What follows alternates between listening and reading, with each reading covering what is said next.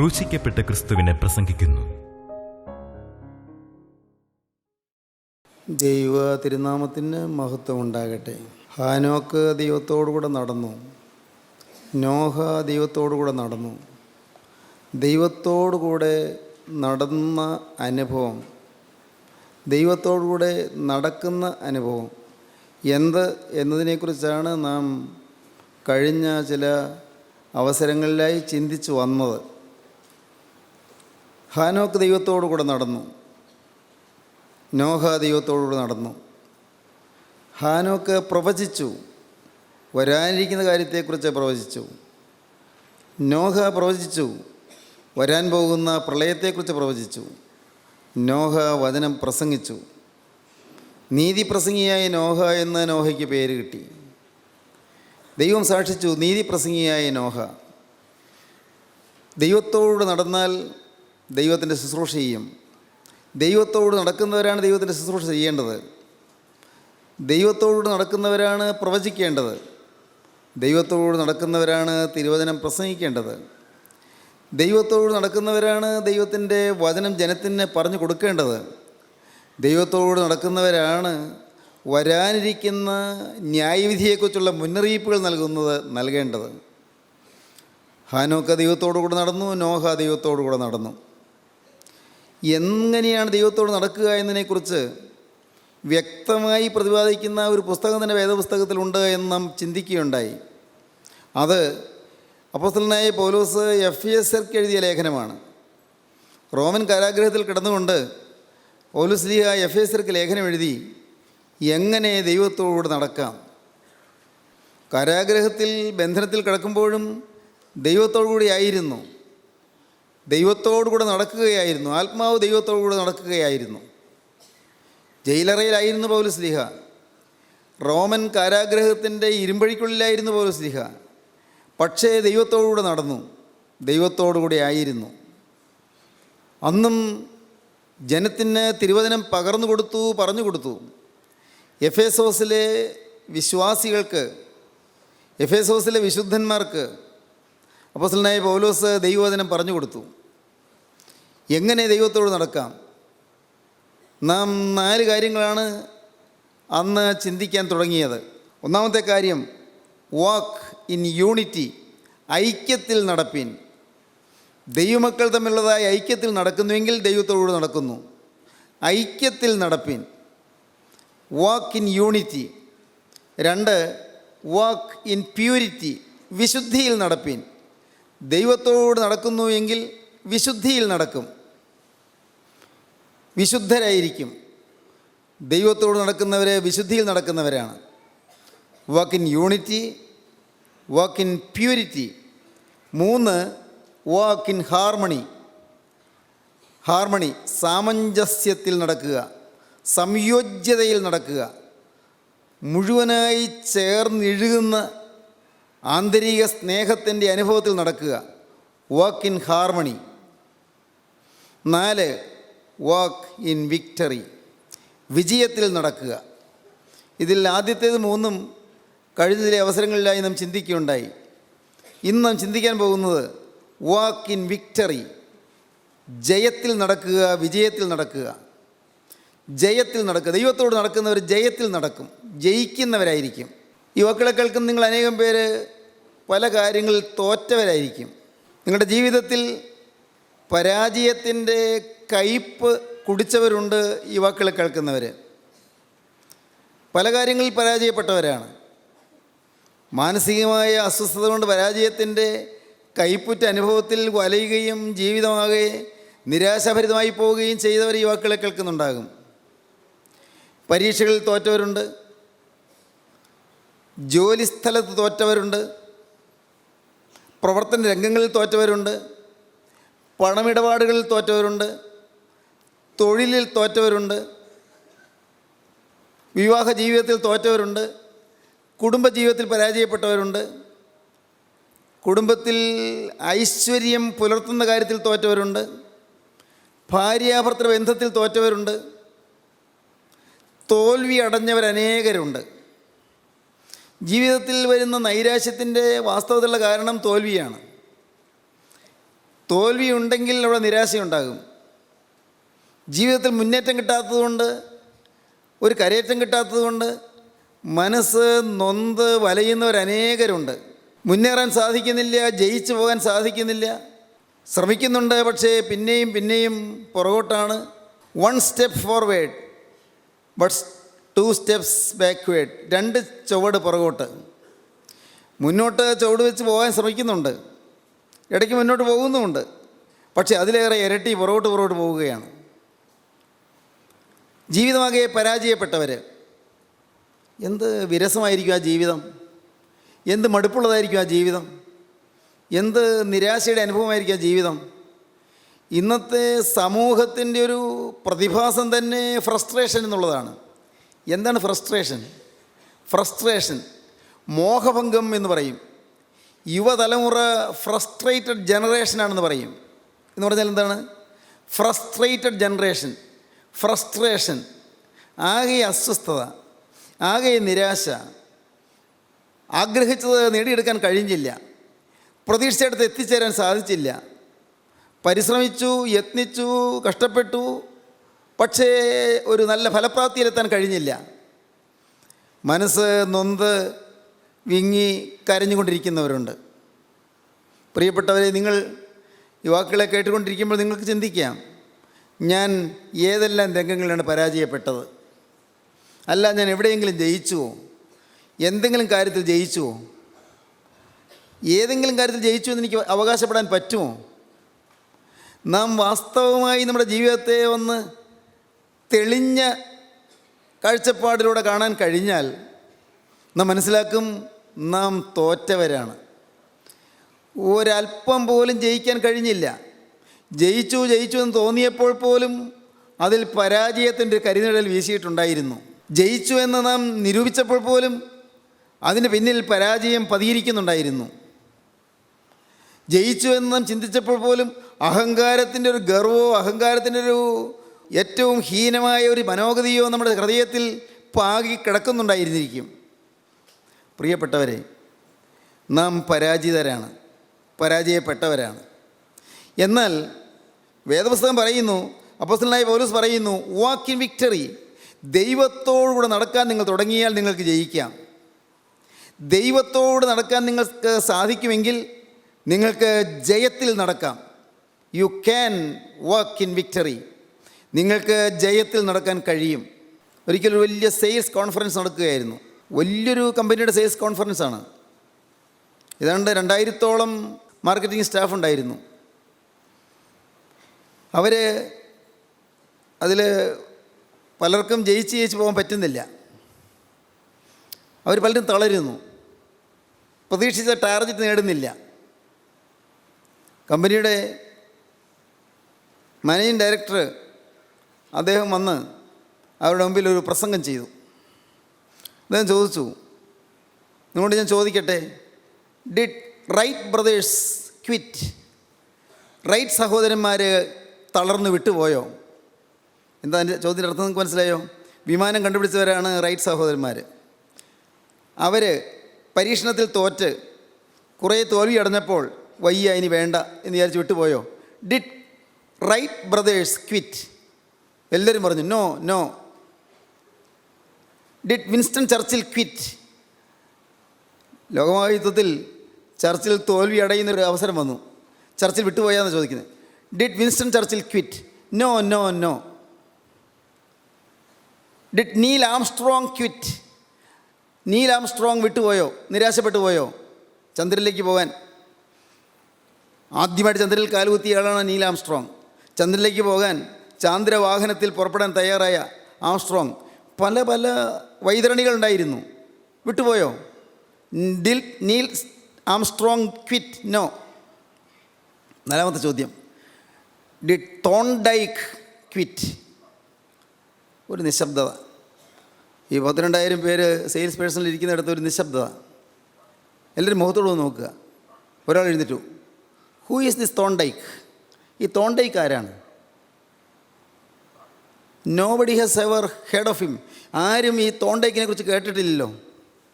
ഉടനെ അദ്ദേഹം ചിരിച്ചുകൊണ്ട് പറഞ്ഞു, that is why he quit. അതുകൊണ്ടാണ് വിട്ടുപോയത്. നിങ്ങൾക്ക് മനസ്സിലായോ?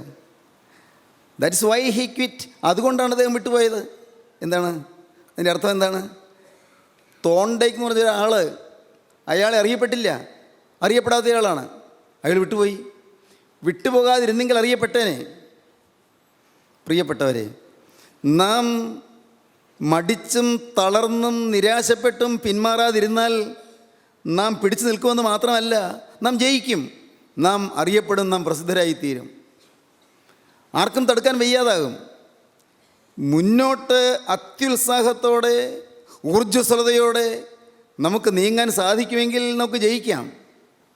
നാം വിട്ടുപോകുന്നുവെങ്കിൽ നാം തോൽവിയടഞ്ഞു പോകും, നാം ജയിക്കുകയില്ലെന്ന് മാത്രമല്ല, നമ്മുടെ ജീവിതമാകെ തളർച്ചയിലും നിരാശയിലുമാണ്ട് പോകും. ജീവിതത്തിൽ വളരെ വലഞ്ഞ ഒരാളായിരുന്നു റൂസ്വെൽറ്റ്.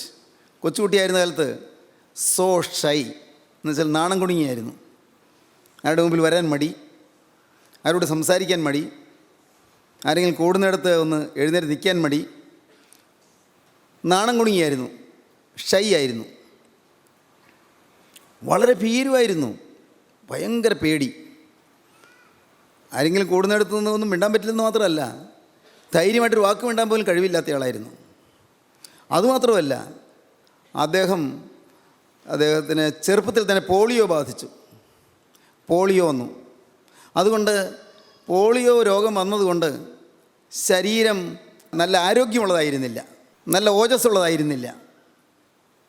എന്നാൽ ഈ റൂസ്വെൽറ്റ് അത്ഭുതമെന്ന് പറയട്ടെ, അമേരിക്കയുടെ പ്രസിഡൻ്റായി. തളർന്നില്ല, വാടിയില്ല, ക്ഷീണിച്ചില്ല, പിന്മാറിയില്ല. അമേരിക്കയുടെ പ്രസിഡൻ്റായി. ഒരു പ്രാവശ്യമല്ല, അമേരിക്കൻ ചരിത്രത്തിൽ 4 പ്രാവശ്യം പ്രസിഡൻ്റായി. സാധാരണ 2 പ്രാവശ്യമേ പ്രസിഡൻ്റാകൂ. ഇദ്ദേഹം 4 പ്രാവശ്യം പ്രസിഡൻ്റായി. പ്രിയപ്പെട്ടവരെ, ജീവിതത്തിൽ തളരാതെ മുന്നേറി ജയിക്കുക എന്നുള്ളത് നമ്മുടെ ജീവിത ലക്ഷ്യമായിരിക്കണം. ആത്മീയ ജീവിതത്തിൽ പരാജയപ്പെട്ടവരുണ്ടോ? വിശുദ്ധിയിൽ പരാജയപ്പെട്ടവരുണ്ടോ? സമർപ്പണത്തിൽ പരാജയപ്പെട്ടവരുണ്ടോ?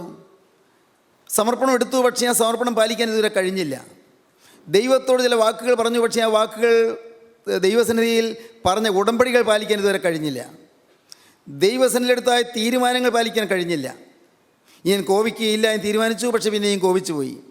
ഇനി ഞാൻ കുടുംബത്തിൽ കലഹം ഉണ്ടാക്കുകയില്ലെന്ന് തീരുമാനിച്ചതാണ്, പക്ഷേ പിന്നെയും കലഹം ജീവിതത്തിൽ വന്നുപോയി. ഇനിയും ഭർത്താവിനോട് വാഗ്വാദത്തിനോ പരിഭവത്തിനോ ഞാൻ മുതിരുകയില്ലെന്ന് തീരുമാനമെടുത്തതാണ്, പക്ഷേ പിന്നെയും വാഗ്വാദവും ഉണ്ടായി, തർക്കവും ഉണ്ടായി, വീട്ടിൽ കലഹവും ഉണ്ടായി.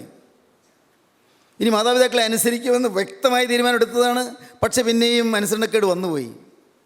ഇനി ഞാൻ പഠിത്തം ഉഴപ്പുകയില്ല എന്ന് തീരുമാനിച്ചതാണ്, ഇനി കൃത്യമായിട്ട് റെഗുലറായിട്ട് വളരെ പങ്ക്ച്വലായിട്ട് സമയനിഷ്ഠയോടുകൂടി കൃത്യനിഷ്ഠയോടുകൂടി പഠിക്കുമെന്ന് തീരുമാനിച്ചതാണ്, പക്ഷേ പിന്നെയും അപാകതകൾ സംഭവിച്ചു പോയി. പരാജയങ്ങൾ, ജീവിതത്തിൽ തോൽവികൾ, ആത്മീയ ജീവിതത്തിൽ പരാജയങ്ങൾ. ആത്മീയ ജീവിതത്തിലെ പരാജയമാണ് ഏറ്റവും വലിയ ഭയാനകമായ പരാജയം. ആത്മീയ ജീവിതത്തിൽ നാം ആരും പരാജയപ്പെടാൻ പാടില്ല. ആത്മീയ ജീവിതത്തിൽ ജയിച്ചാൽ ഭൗതിക ജീവിതത്തിലും ജയിക്കാം. നിങ്ങൾക്ക് മനസ്സിലായോ? ആത്മീയ ജീവിതത്തിൽ നിങ്ങൾ ക്രിസ്തുവിനോട് നിൽക്കുന്നുവെങ്കിൽ, ആത്മീയ ജീവിതത്തിൽ നിങ്ങൾ ക്രിസ്തുവിൻ്റെ വിശുദ്ധരായി നിൽക്കുന്നുവെങ്കിൽ, ആത്മീയ ജീവിതത്തിൽ നിങ്ങൾ കറവിരളാതെ നിൽക്കുന്നുവെങ്കിൽ നിങ്ങൾ ഭൗതിക ജീവിതത്തിൽ വിജയിച്ച് വരും. താൽക്കാലികമായ പരാജയം ഉണ്ടാവുകയില്ലെന്നല്ല ഞാൻ പറഞ്ഞത്. താൽക്കാലികമായ പരാജയങ്ങൾ വന്നാലും ആത്യന്തികമായ വിജയം നമുക്ക് ലഭിക്കും. കാരണം നമ്മളുടെ ദൈവം ഉണ്ടായിരിക്കും. ദൈവത്തോട് നടക്കുക. എഫേസ്യ ലേഖനം 6-ാം അധ്യായത്തിൻ്റെ 10-ാം വാക്യം മുതൽ വായിക്കുമ്പോഴാണ് ഈ വാക്ക് ഇൻ വിക്ടറി എന്ന ആ പ്രയോഗത്തിൻ്റെ സാധുത നമുക്ക് മനസ്സിലാകുന്നത്. വാക്ക് ഇൻ വിക്ടറി. എഫേസ്യ ലേഖനം 6-ാം അധ്യായം 10-ാം വാക്യം മുതൽ 2-3 വാക്യങ്ങൾ നമുക്ക് വായിക്കാം. ഒടുവിൽ കർത്താവിലും അവൻ്റെ അമിത ബലത്തിലും ശക്തിപ്പെടുവീൻ. പിശാചിന്റെ തന്ത്രങ്ങളോട് എതിർത്ത് നിൽപ്പാൻ കഴിയേണ്ടതിന് ദൈവത്തിൻ്റെ സർവായുധവർഗം ധരിച്ചുകൊള്ളുവീൻ. നമുക്ക് പോരാട്ടമുള്ളത് ജഡരക്തങ്ങളോടല്ല, വാഴ്ചകളോടും അധികാരങ്ങളോടും ഈ അന്ധകാരത്തിൻ്റെ ലോകാധിപതികളോടും സ്വർലോകങ്ങളിലെ ദുഷ്ടാത്മസേനയോടും അത്രേ. അതുകൊണ്ട് നിങ്ങൾ ദുർദിവസത്തിൽ എതിർപ്പാനും സകലവും സമാപിച്ചിട്ട് ഉറച്ചു നിൽപ്പാനും കഴിയേണ്ടതിന് ദൈവത്തിൻ്റെ സർവായുധവർഗം എടുത്തുകൊള്ളുവീൻ. ഒടുവിൽ കർത്താവിലും അവൻ്റെ അമിത ബലത്തിലും ശക്തിപ്പെടുവീൻ. നമുക്ക് പോരാട്ടമുള്ളത് ജഡരക്തങ്ങളോടല്ല,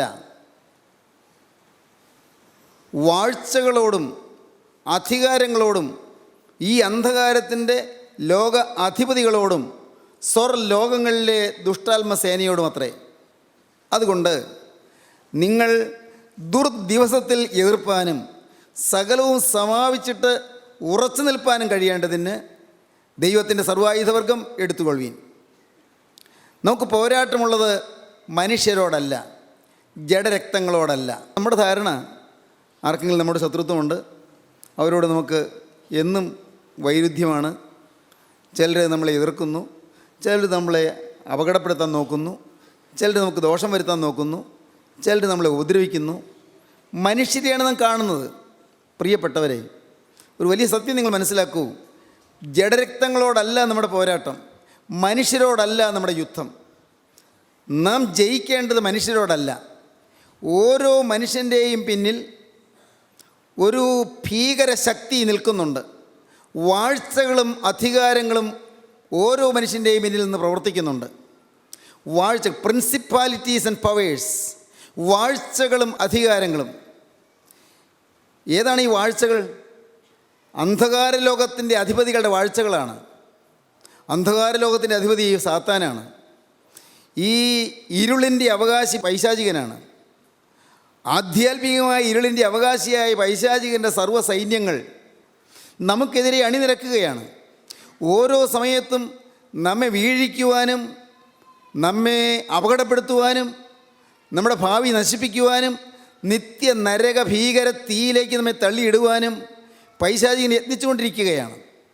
സാത്താൻ്റെ ഈ ഭീകരമായ ഉദ്യമത്തിൽ മനുഷ്യരെ അവൻ്റെ ഏജൻറ്റന്മാരായി എടുക്കുന്നു മാത്രമേ ഉള്ളൂ. നമ്മെ ആത്മീയമായ കാര്യങ്ങൾ എതിർക്കുന്നത്, നമ്മുടെ ആത്മീയ ജീവിതത്തിൽ തടസ്സം സൃഷ്ടിക്കുന്നത്, നമ്മുടെ കുടുംബത്തിൽ കലഹമുണ്ടാക്കുന്നത്, പുരുഷൻ മദ്യപിച്ച് ലക്ക് കെട്ടുവന്ന് ഭാര്യയെ തല്ലുന്നത്, ഭാര്യ സഹിക്കാൻ വയ്യാത്ത വിഷമം വന്ന് നിരാശ വന്ന് ആത്മഹത്യ ചെയ്യാൻ പോകുന്നത്, ഇതിനെല്ലാം പിന്നിൽ പൈശാചിക ശക്തിയാണ്.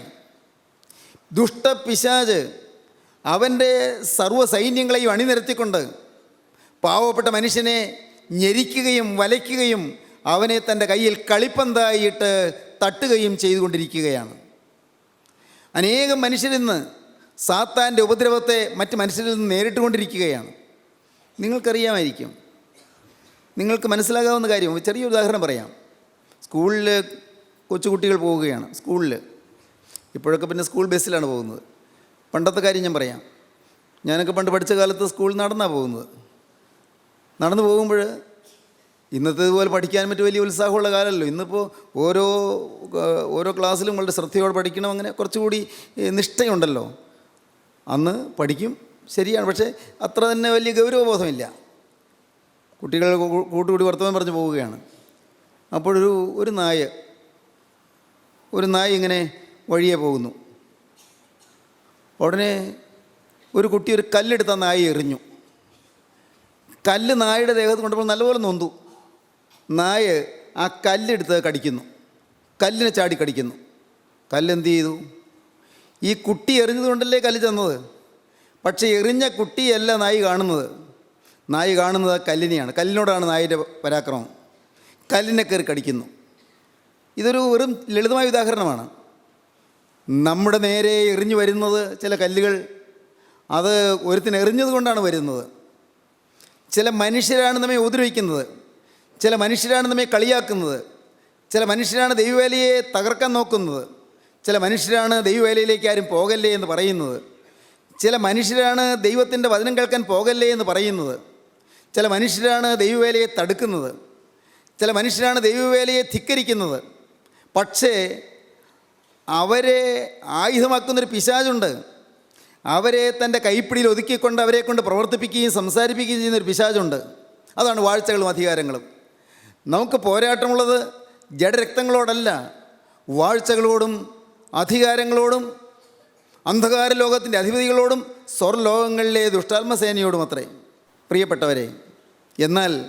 സന്തോഷകരമായൊരു കാര്യം, ഈ വാഴ്ചകളെയും അധികാരങ്ങളെയും കർത്താവായ യേശു ക്രിസ്തു ആയുധവർഗം വെപ്പിച്ചു. കൊലോസ് ലേഖനം 2-ാം അധ്യായത്തിൽ 13-ാം വാക്യം അത് വായിക്കാം. അതിക്രമങ്ങളിലും നിങ്ങളുടെ ജഡത്തിൻ്റെ അഗ്രചർമ്മത്തിലും മരിച്ചവരായിരുന്ന നിങ്ങളെയും അവനോടുകൂടെ ജീവിപ്പിച്ചു. അതിക്രമങ്ങളൊക്കെയും നമ്മോട് ക്ഷമിച്ച് ചട്ടങ്ങളാൽ നമുക്ക് വിരോധവും പ്രതികൂലവുമായിരുന്ന കയ്യെഴുത്ത് മായിച്ച് ക്രൂശിൽ തറച്ച് നടുവിൽ നിന്ന് നീക്കിക്കളഞ്ഞു. വാഴ്ചകളെയും അധികാരങ്ങളെയും ആയുധവർഗം വെപ്പിച്ച് വാഴ്ചകളെയും അധികാരങ്ങളെയും ആയുധവർഗം വെപ്പിച്ചു. ക്രൂശിൽ അവരുടെ മേൽ ജയോത്സവം കൊണ്ടാടി. ക്രൂശിന്മേൽ വാഴ്ചകളുടെയും അധികാരങ്ങളുടെയും മേൽ ജയോത്സവം കൊണ്ടാടി. പൈശാചിക ശക്തിയുടെ മേൽ ജയോത്സവം കൊണ്ടാടി. അവരെ പരസ്യമായി പ്രദർശിപ്പിച്ചു, പരസ്യമായ കാഴ്ചയാക്കി. വാഴ്ചകളെയും അധികാരങ്ങളെയും ക്രൂശിന്മേൽ വെച്ച് ആയുധവർഗം വെപ്പിച്ചു. അവൻ്റെ ആയുധവർഗം താഴെ വെപ്പിച്ചു. യേശുക്രിസ്തു പൈശാചികനെ തോൽപ്പിച്ചു. 2000 വർഷം മുൻപ് ഗോകുൽത്തായിലെ കുരിശിൽ കർത്താവായ യേശുക്രിസ്തു 3 ആണികളിൽ തൂങ്ങി പ്രാണന് വെടിഞ്ഞപ്പോൾ കർത്താവ് പറഞ്ഞത് നിവൃത്തിയായി എന്നാണ്, പൂർത്തീകരിച്ചു എന്നാണ്. ഇറ്റ് ഈസ് ഫിനിഷ്, അത് തികച്ചു എന്നാണ്. പൂർത്തിയാക്കി. എന്താണ് തികച്ചത്? മനുഷ്യനെ പിശാചിൻ്റെ പിടിയിൽ നിന്ന് വിടുവിക്കുവാനുള്ള രക്ഷാപദ്ധതി പൂർത്തീകരിച്ചു. മനുഷ്യനെ പാതാളത്തിൻ്റെ അധികാരത്തിൽ നിന്ന് വിടുവിക്കുവാനുള്ള ദൈവിക പദ്ധതി വിജയിച്ചു. മനുഷ്യനെ പാപത്തിൻ്റെ ഭീകരമായ ഉരുക്കുമുഷ്ടിയിൽ നിന്ന് വിടുവിക്കുവാനുള്ള യേശുക്രിസ്തുവിൻ്റെ പദ്ധതിയുടെ വിജയമാണ് കുരിശിന്മേൽ കണ്ടത്. കുരിശ് പരാജയമല്ല, കുരിശൊരു തോൽവിയല്ല. കുരിശ് താൽക്കാലികമായി തോൽവിയെന്ന് തോന്നാം, ലോകത്തിന് തോന്നി ഈ കുരിശൊരു പരാജയമാണെന്ന്. പക്ഷേ വാഴ്ചകളെയും അധികാരങ്ങളെയും ആയുധവർഗം വെപ്പിക്കുകയായിരുന്നു. സാത്താനെ തോൽപ്പിക്കുകയായിരുന്നു. സാത്താൻ്റെ മേൽ ജയോത്സവം കൊണ്ടാടുകയായിരുന്നു. സാത്താനെ ആയുധവർഗം വെപ്പിക്കുകയായിരുന്നു. അവനെ തോൽപ്പിച്ച് കുരിശിന്മേൽ തറച്ച് പരസ്യമായ കാഴ്ചയാക്കുകയായിരുന്നു. എന്താണ് കുരിശിന്മേൽ തറച്ചത്? സാത്താൻ നമുക്കെതിരായി അണിനിരത്തിയതായ കുറേയേറെ പാപത്തിന് ചീട്ടുണ്ടായിരുന്നു. നമ്മുടെ നേരെ പിശാച് ആരോപിച്ചു തരുന്നതായ, ആരോപണം പറഞ്ഞതായ കുറേയേറെ പാപത്തിൻ്റെ ചീട്ടുകളുണ്ടായിരുന്നു. പാവച്ചീട്ട്, കടച്ചീട്ടുണ്ടായിരുന്നു. പാപത്തിൻ്റെയും കടത്തിൻ്റെയും ചീട്ട് അത് കർത്താവായ യേശുക്രിസ്തു സാത്താൻ്റെ കയ്യിൽ നിന്നിങ്ങോട്ട് പിടിച്ചു മേടിച്ചു. സാത്താനെ തോൽപ്പിച്ചിട്ട് അവൻ്റെ കയ്യിൽ നിന്ന് പാപത്തിൻ്റെയും കടത്തിൻ്റെയും ചീട്ട്, നമ്മുടെ ഓരോരുത്തരുടെയും പാപത്തിൻ്റെയും കടത്തിൻ്റെയും ചീട്ട് യേശുക്രിസ്തു വാങ്ങിയിട്ട് അത് യേശുക്രിസ്തു കുരിശിന്മേൽ തറച്ച് സാത്താനെ തോൽപ്പിച്ച് പരസ്യമായ കാഴ്ചയാക്കി. അങ്ങനെ ക്രൂശിൽ വെച്ച് സാത്താൻ്റെ മേൽ ജയോത്സവം കൊണ്ടാടി. ദൈവത്തിന് സ്തോത്രം. ഇത് അനുഭവിക്കുന്നവരാണ് ദൈവത്തോട് നടക്കുന്നവർ, പാപത്തിൻ്റെ മേൽ ജയം നേടുന്നവർ, പൈശാചിൻ്റെ മേൽ ജയം നേടുന്നവർ, സാത്താന്യ ശക്തിയുടെ മേൽ ജയം നേടുന്നവർ. അപ്പോസ്തലനായ പൗലോസ് റോമർക്ക് എഴുതിയ ലേഖനം 8-ാം അധ്യായത്തിൻ്റെ അവസാന ഭാഗത്ത് പറയും, നാമോ നമ്മെ സ്നേഹിച്ചവൻ മുഖാന്തിരം ഇതിലൊക്കെയും പൂർണ്ണജയം പ്രാപിക്കുന്നു. മരണത്തിനോ ജീവനോ ദൂതന്മാർക്കോ വാഴ്ചകൾക്കോ അധികാരങ്ങൾക്കോ ഇപ്പോൾ ഉള്ളതിനോ വരുവാനുള്ളതിനോ ഉയരത്തിനോ ആഴത്തിനോ മറ്റ് യാതൊരു സൃഷ്ടിക്കോ നമ്മുടെ കർത്താവായ യേശുക്രിസ്തുവിലുള്ള ദൈവ സ്നേഹത്തിൽ നിന്ന് നമ്മെ വേർപിരിപ്പാൻ കഴിയുകയില്ല എന്ന് ഞാൻ ഉറച്ചിരിക്കുന്നു. ദൈവത്തിന് സ്തോത്രം. എന്തൊരു ധൈര്യമാണ്! അതാണ് ജയം. വാഴ്ചകളും അധികാരങ്ങളും ഒന്നും എന്നെ ഇനി തോൽപ്പിക്കുകയില്ല. പൈശാചിക ശക്തി എന്നെ തൊടുകയില്ല. ദുഷ്ടപിശാചിനെ എന്നെ തൊടാൻ സാധിക്കുകയില്ല. ഞാൻ യേശുവിൻ്റെ വകയായി കഴിഞ്ഞിരിക്കുന്നു. യേശു എന്നെ വിലയ്ക്ക് വാങ്ങിയിരിക്കുന്നു. എൻ്റെ മേൽ യേശുവിൻ്റെ തിരുനിണം ചാർത്തിയിരിക്കുന്നു. തിരുരക്തത്തിൻ്റെ മുദ്ര എൻ്റെ മേൽ അണിയിച്ചിരിക്കുന്നു. യേശു തിരുരക്തത്താൽ എന്നെ വിടുവിച്ചിരിക്കുന്നു. അവൻ്റെ ചങ്കിലെ ചോരയാൽ എന്നെ വിടുവിച്ചിരിക്കുന്നു. ക്രിസ്തുവിൻ്റെ തെങ്കലെ ചോരയാൽ എൻ്റെ പാപങ്ങൾ കഴുകിയിരിക്കുന്നു. ഞാൻ യേശുവിൻ്റെ വകയായിരിക്കുന്നു. ഈ ഉറപ്പ് നാം പ്രാപിക്കുമ്പോഴാണ് നാം ജയഭേരി മുഴക്കുന്നത്. നാം യേശുവിനോട് നടക്കുന്നു, നാം ക്രിസ്തുവിൻ്റെ കൂടെ നടക്കുന്നു. ക്രിസ്തുവിനോട് നടക്കുന്നവർ ജയമുള്ളവരായി നടക്കുന്നു. വാക്ക് ഇൻ വിക്ടറി, ജയത്തിൽ നടക്കും. ജയത്തിൽ നടപ്പാൻ ദൈവം നമ്മെ വിളിക്കുന്നു.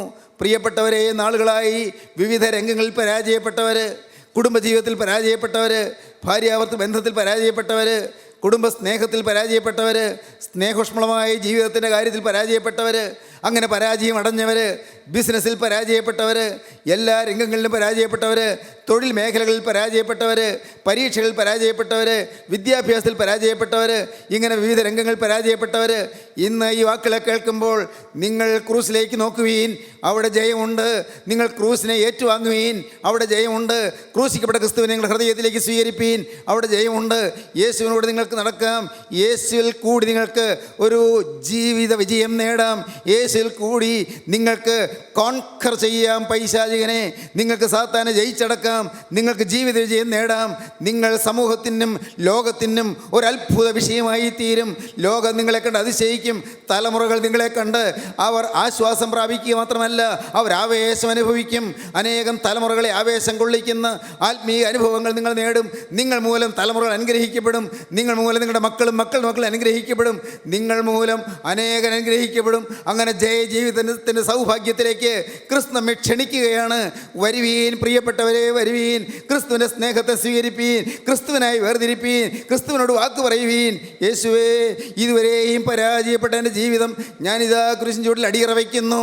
എന്നെ ജയിപ്പിക്കണമേ, എന്നെ വിജയത്തിലേക്ക് നയിക്കണമേ, എനിക്ക് സമാധാനം നൽകണമേ, എന്നെ തൊടണമേ, എന്നെ അനുഗ്രഹിക്കണമേ, എന്നെ അവിടെ തിരുമാറിൽ അണയ്ക്കണമേ, തിരുവിലാവിൽ ഒളിപ്പിക്കണമേ, തിരുനാമത്തിൽ കൂടി മഹത്വപ്പെടുത്തണമേ എന്നൊക്കെ പ്രാർത്ഥിക്കാം. കരുണയുള്ള കർത്താവേ, ഈ നല്ല സമയത്തിനായി ഞങ്ങളിതിനെ സ്തുതിക്കുന്നു. ജീവൻ്റെ അരുളപ്പാടുകൾക്കായി ഞങ്ങളിതിനെ സ്തുതിക്കുന്നു. ജയം തരുന്ന ക്രൂസിലെ സ്നേഹത്തിനായി ഞങ്ങളിതിനെ സ്തുതിക്കുന്നു. പരാജയപ്പെട്ടവരെ ജയിപ്പിക്കുന്ന ക്രൂസിലെ സ്നേഹത്തിനായി ഞങ്ങളിതിനെ സ്തുതിക്കുന്നു. എല്ലാവരെയും അനുഗ്രഹിക്കണമേ. വചനം കേട്ട എല്ലാവരുടെ മേൽ സമാധാനം അയക്കണമേ. യേശു ക്രിസ്തുവിൻ്റെ അത്ഭുത നാമത്തിൽ തന്നെ. ആമീൻ. ഹല്ലേലൂയ.